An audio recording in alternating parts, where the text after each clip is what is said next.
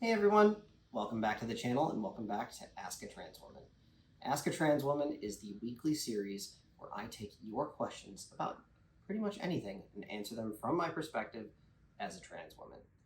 The new episodes air on Wednesdays at 7:30 p.m. Eastern, and if you have a question, you can submit them at the various links below or of course in the comments. Let's get started. What card games like Magic have you played in the past? All right, so this question comes from, if you've been following me on Twitter lately, you'll see that I've been talking a lot about Magic the Gathering. Lindsay and I just started playing.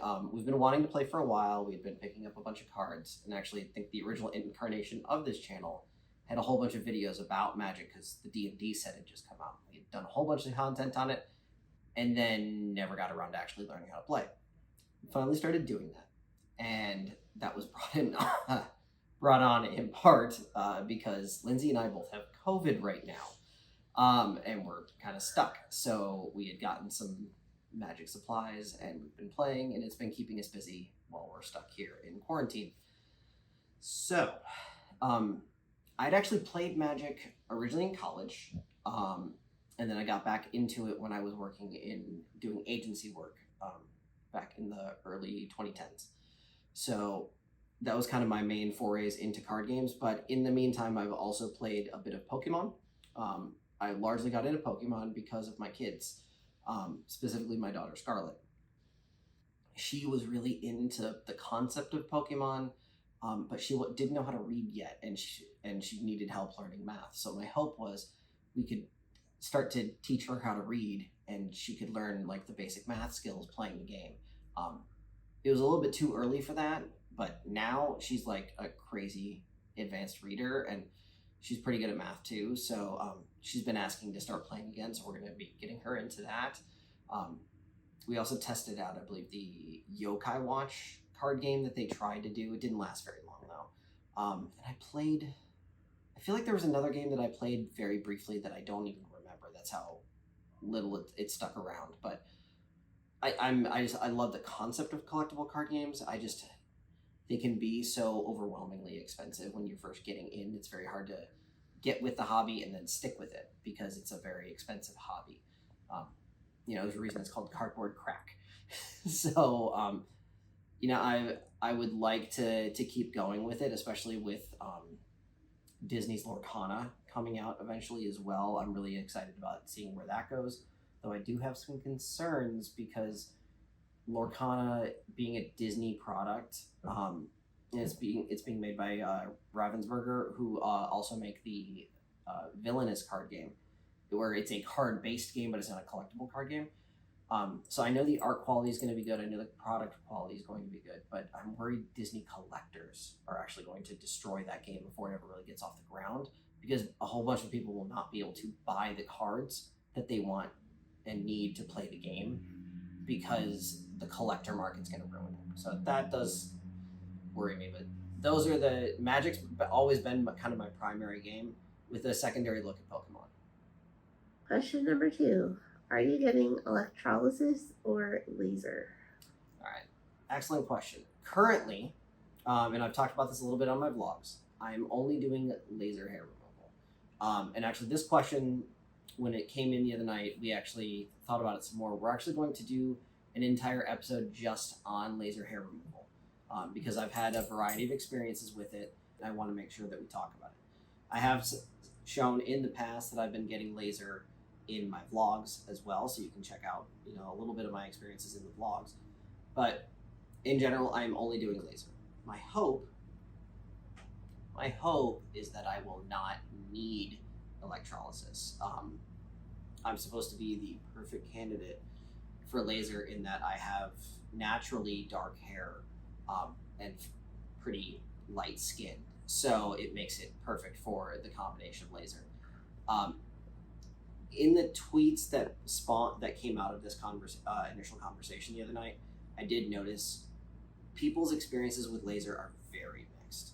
A lot of that has to do with the technicians and the various technology that's being used. It really does depend on the quality of the technology and the age of the technology, because the older versions of laser hair removal just aren't that great. They're not as effective. Newer stuff is much better. As you can see here, like obviously I'm wearing makeup, but so far I've only had 7 sessions, and I'm actually really happy with my progress so far. However, I did prior to doing laser, and again, we'll cover all this in a larger episode, but prior to this, I did do at-home IPL treatments, which certainly helped. And I know, like my laser tech actually did say that doing that beforehand does help as far as like speeding up the process. So right now, though, I'm actually 3 months, possibly longer, since my last session. That's not ideal, but it's also because of hurricane, available funds, and a lot of other things. I just haven't been able to do it, and also because my package ran up, which we'll talk about in another video.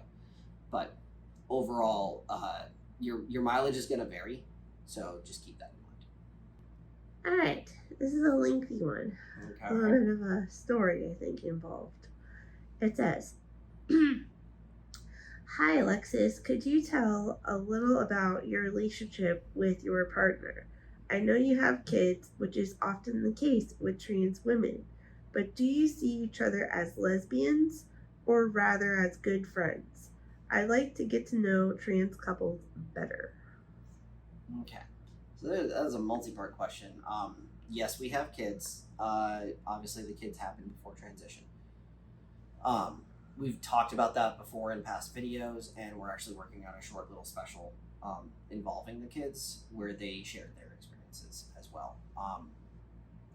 We filmed it, and we need to update it, so we're going to do it again. So outside of that, the primary questions about my relationship with my wife, Lindsay, who you obviously hear in each of these episodes, and she's now also the host of our home renovation series as we recover from Hurricane Ian.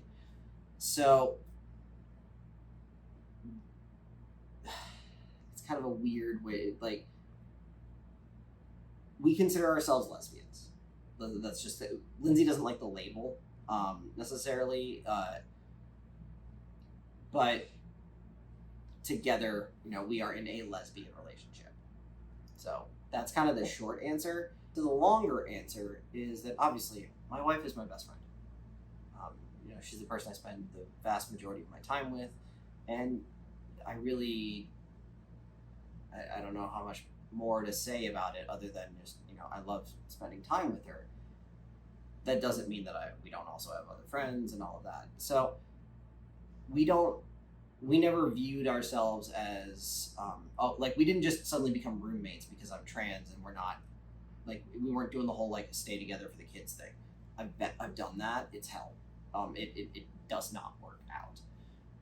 So in that sense, Lindsay and I were very fortunate that our intimate relationship didn't change. It does kind of impact certain decisions as far as, for me, bottom surgery is a non-starter. Because it's a non-starter for Lindsay, but also while I did not want it for myself personally, I did also know that it would impact my marriage. And so it's an easy, I don't even think about it. So not everybody has that scenario, but that, again, your mileage may vary on this one.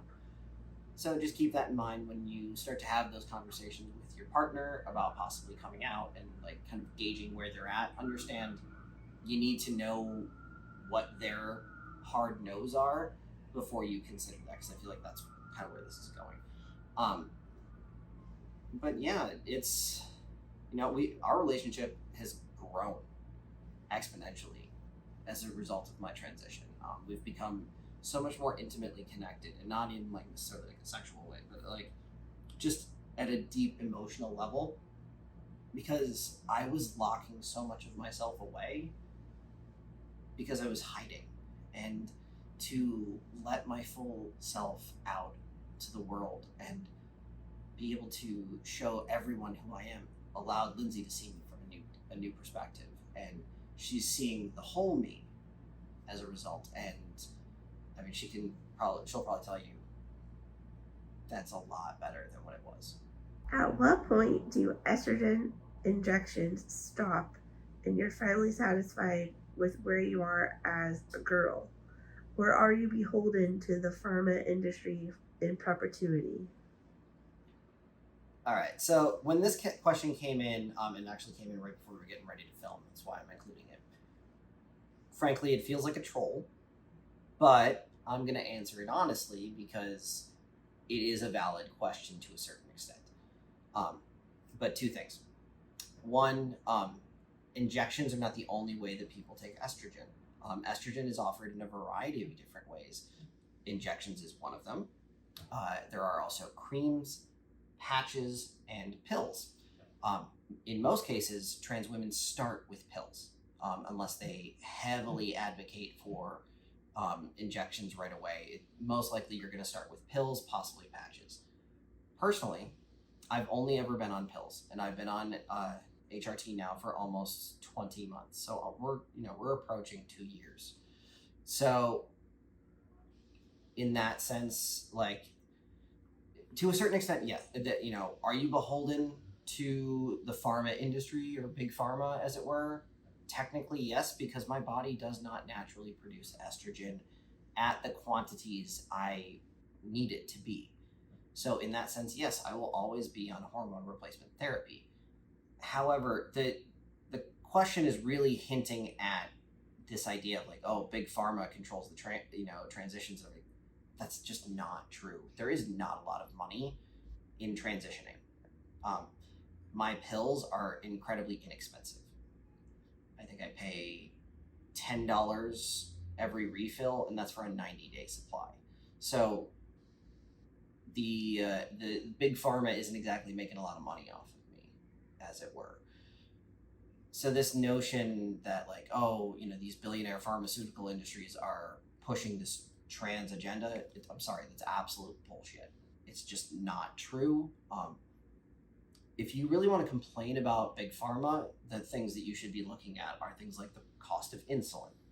I'm a diabetic as well. I'm type 2, so my insulin is less expensive from my experience. But like the pills that I take to control my diabetes medication are incredibly expensive. So expensive that my insurance will only give me a 30-day supply because they use a manufacturer's coupon to make the price affordable for me. That's how ridiculously expensive that stuff is. So if you're looking to, point fingers or, complain about the influence of big pharma, look at diabetes, don't look at transition, because HRT is a thing that not only trans women need, postmenopausal women also take HRT. It's not a moneymaker. It just isn't. It says, I do have a question as a lesbian trans woman. Do you ever relate to straight men? Yeah, I read this. I'm not sure. I couldn't tell if this was a trolley question or not. But again, I'm going to answer it earnestly. I'm going to always treat these questions on their face value. So even though if you're trying to troll, I can still help people with your, intentionally BS questions.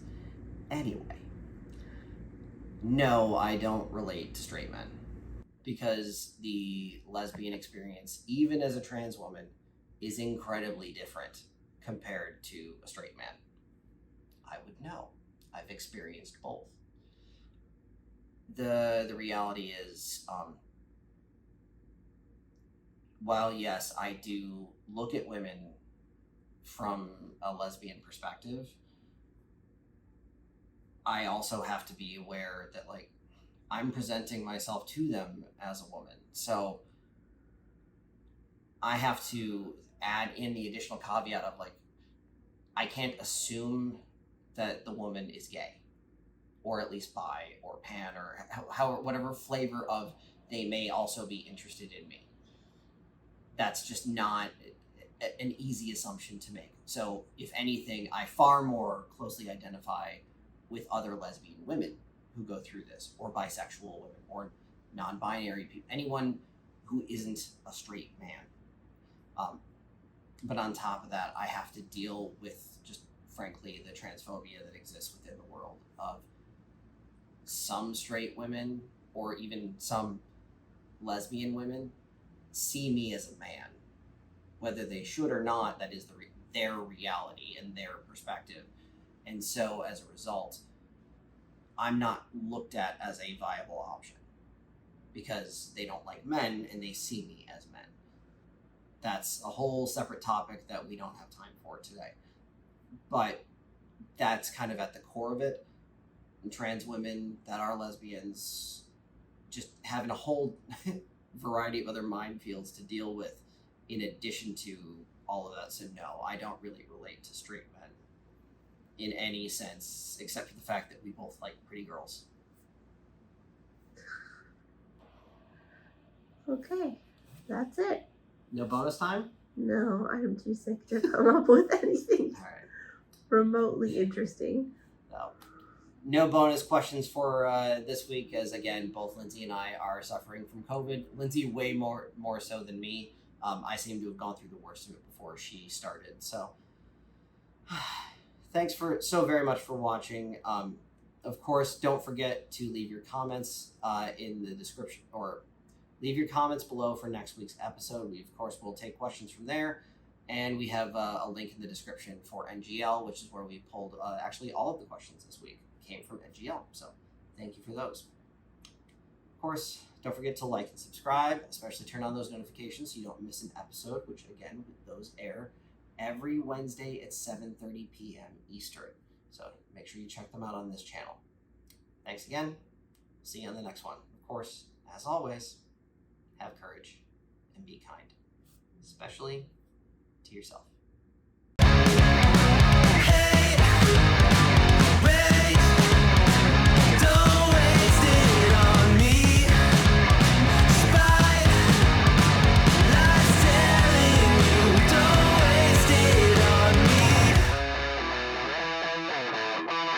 Did I brush you off?